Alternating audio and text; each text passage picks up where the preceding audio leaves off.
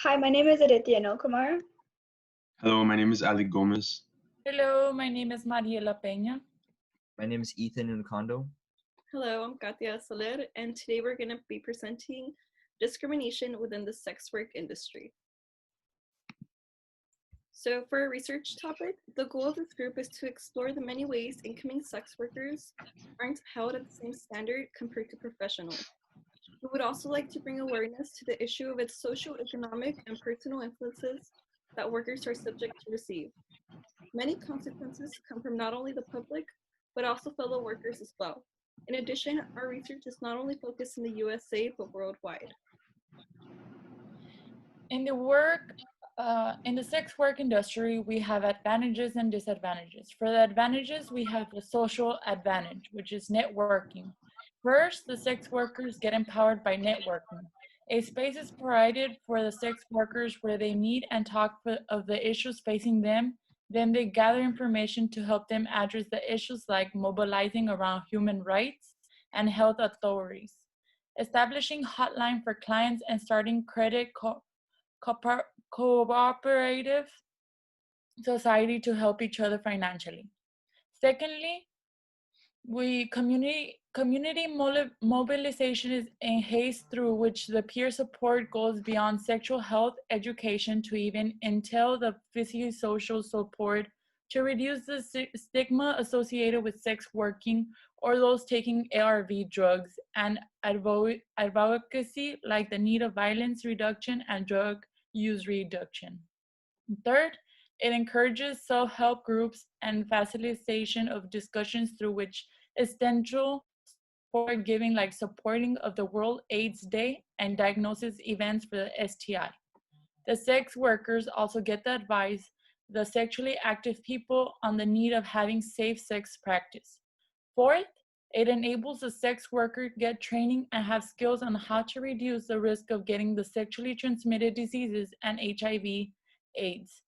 This ensures continuous use of safe sex position and sustained access to condoms, and as well as offering of volunteering counseling and testing. We have the economic advantage. We have flexibility, which sex work offers better pay and more flexible working conditions that pursue sex work to explore and express their sexuality. Gives them a more flexible time to their schedule, and sometimes sex work is their only option to their schedule. We have the skills. Many performers are their own agents and they learn their own media and they do their own editing. They learn a lot of different skills. We have the personal advantage, which it gives sexual satisfaction. It gives sex work, not only gives them money, but it gives them sexual pleasure. There's a saying, most of the time, I select clients not only because of money, but because they are both good looking and have good money. That gives them a satisfaction to them. It gives them pleasure. And we have a body positivity. For persons having certain social phobias, the sex industry can provide them an atmosphere where they are accepted and are not under stress. In this environment, they can learn to be comfortable with others and develop social skills. This benefits and enables them to interact with people and cultivate relationships outside of the sex industry. Here we go on with social disadvantage. One of the examples that we have for this point is racial discrimination. We talk about the black female porn stars are paid less than their white counterparts for similar content, whereas white female porn stars are paid more for interactional videos. And here we mainly just talk about like how a black female and a white female aren't paid the same, where they're both doing the same thing, like as their job for the sex work. The second example is the spread of diseases. In the process of switching to professional porn, beginners are more likely to get or spread STDs. And in the visual aid that we provide in this slide, it shows different types of ethnicities, and it shows like the rates of both men and women, and it pretty much shows like high amount of numbers on like all throughout the entire ethnicities, not just like one certain one. And in the next slide, we talk about economic disadvantages. The wage dissatisfaction, we talk about pay rate as an amateur is something that really won't benefit an individual because being a beginner is always going to have its starting ways. A big, like a common example for this can be how like maybe an outside job, you start working at a place and maybe there can be people that have been working for a lot longer than you or a little longer than you but can be having a higher wage, a higher pay rate than you. And obviously like this is the same way like being a beginner as a sex worker is obviously like the money's gonna like start coming in more like once you get like more into like the job. Side jobs as an amateur would be the second example. Beginners often pick up side hustles to satisfy their needs because they are not paid enough. Here we talk about like basically like people like that work in sex work. Obviously, like they have things to pay off, like things that they owe that they need to pay, and I'm pretty sure like money, like the money that they make from the sex works may not be like a lot that they make like to pay off their needs. And the next slide we talk about personal disadvantage. Mental health is one of the examples. We say that it may deteriorate over time if they're continually asked to put themselves in uncomfortable situations, mainly over money. And in this point, we talk about how people like a lot of people would mainly do it for the money nowadays about sex work because obviously like it's mainly about like the pleasure and stuff, but it's also about the money because this can be like it's probably easy money for them, but at the same time like um people mentally can be getting like ill, you can say. And that like a lot of people aren't comfortable with situations, especially when it's over money, and like after a period of time like I'm pretty sure people can get like tired of it. The second example is uncomfortable public appearances. Sex workers often get uncomfortable when being around people because they feel like people can see under their clothes.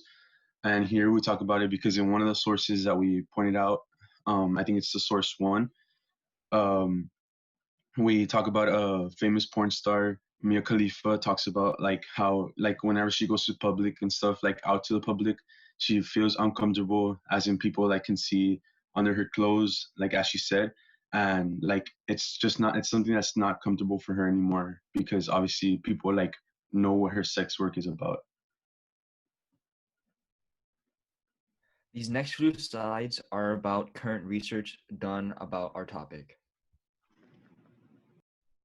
For source one, we have 2 interviews and they highlight many negative aspects that other jobs don't carry. The first interview was towards Mia Khalifa, and she talks about her experience and consequences working in porn. She also highlights that she lost all rights to her privacy because she is just one search away. Mia Khalifa and others, adult performers, first joined the industry because they felt validation by their viewers because they had body insecurities, and through the work they were able to fulfill their need.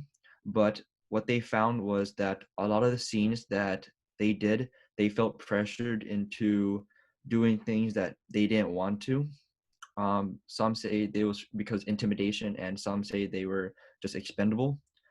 Other performers reached out after porn and described that they were sex trafficked, taken advantage, and their contract, they misunderstood it, so they were held into an agreement that they didn't agree with. The second interview is an interview of Asa Kira, Storia, Jiz Lee, and Nikki Darling, and they talk about how porn isn't easy money. They describe how sex work is much more than money, and there's a lot of physical and mental strength required to make their money. They also said that filming times are not regular, so some days they can be working for 2 hours, and some days they can be working the entire day. Many performers are their own agent, so they, like Mariela said, they learn skills such as time management and social media management. They also highlighted that many performers have a short career span, usually in their mid 30s, because most most they really want to see more of like the younger or older. So in between, there's a gray area. Lastly, there is racial and gender discrimination. Males get paid less, and white performers get to charge more for interracial, while their black counterparts don't get to do that. And after porn, there is much stigma and judgment, so they can't become teachers, they can't work with kids, and they can't adopt.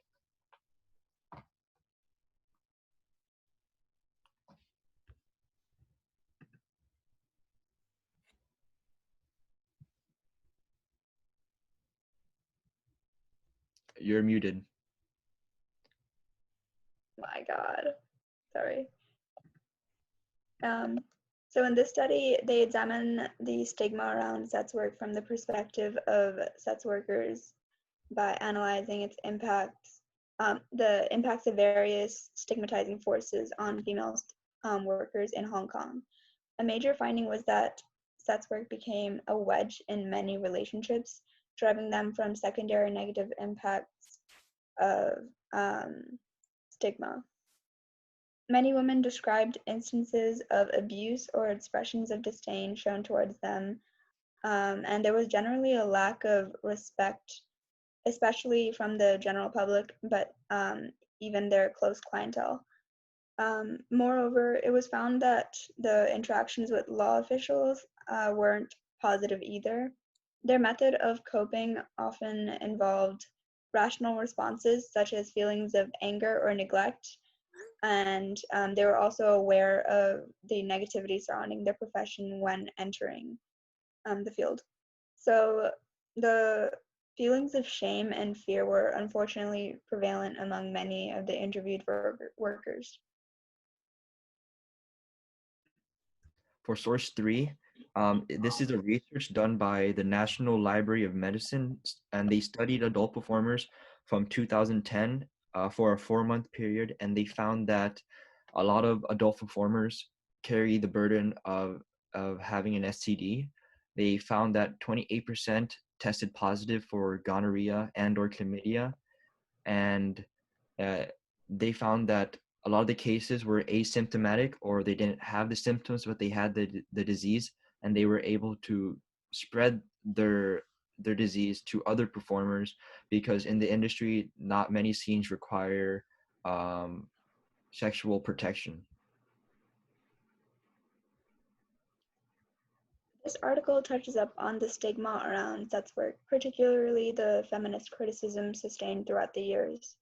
The author intended to uncover the consequences of consumerism in the industry and sexist attitudes that have developed over time.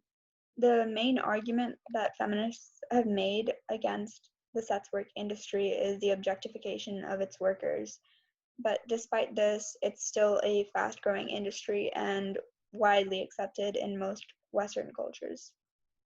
In response to the criticism, we've seen the industry market porn as healthy sexual expression that contributes to women's sexual and economic liberation, as the author stated in the article. He also explains the alternative characterizations of the industry's wrongs, such as focusing on our attitudes as a reflection of pornographic content.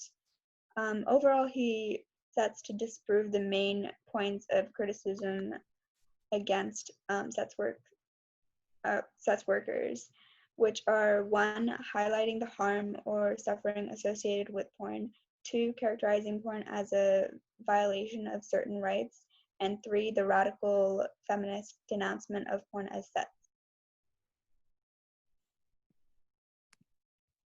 The benefits of the sex industry. For customers, sex workers often provide companionship for those people who don't have it. And for sex workers themselves, they find it as a means to earn a good living for their families and themselves.